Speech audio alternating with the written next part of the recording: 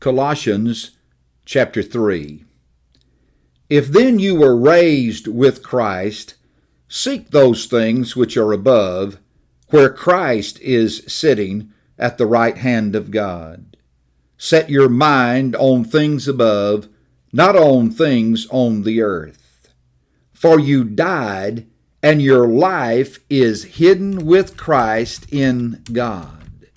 When Christ, who is our life, appears, then you also will appear with him in glory.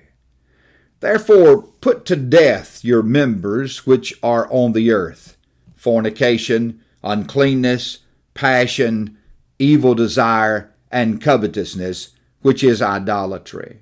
Because of these things the wrath of God is coming upon the sons of disobedience, in which you yourselves once walked when you lived in them. But now you yourselves are to put off all these: anger, wrath, malice, blasphemy, filthy language out of your mouth.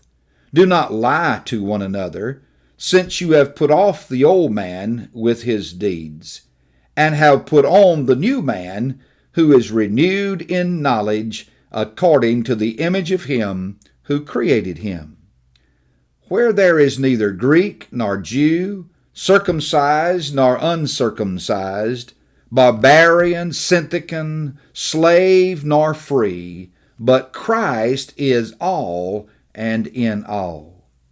Therefore, as the elect of God, holy and beloved, put on tender mercies, kindness, humility, meekness, long-suffering, bearing with one another, and forgiving one another.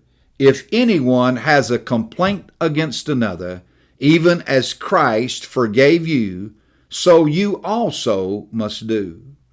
But above all these things put on love, which is the bond of perfection. And let the peace of God rule your hearts, to which also you were called in one body, and be thankful. Let the word of Christ dwell in you richly in all wisdom, teaching and admonishing one another in psalms and hymns and spiritual songs, singing with grace in your hearts to the Lord. And whatever you do in word or deed, do all in the name of the Lord Jesus, giving thanks to God the Father through him. Wives, submit to your own husbands, as is fitting in the Lord. Husbands, love your wives, and do not be bitter toward them. Children, obey your parents in all things, for this is well-pleasing to the Lord. Fathers, do not provoke your children, lest they become discouraged. Bondservants, obey in all things your masters, according to the flesh, not with eye service as men pleasers, but in sincerity of heart, fearing God.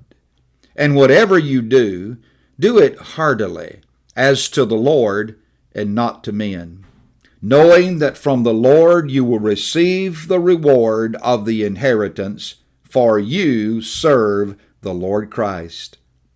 But he who does wrong will be repaid for what he has done, and there is no partiality.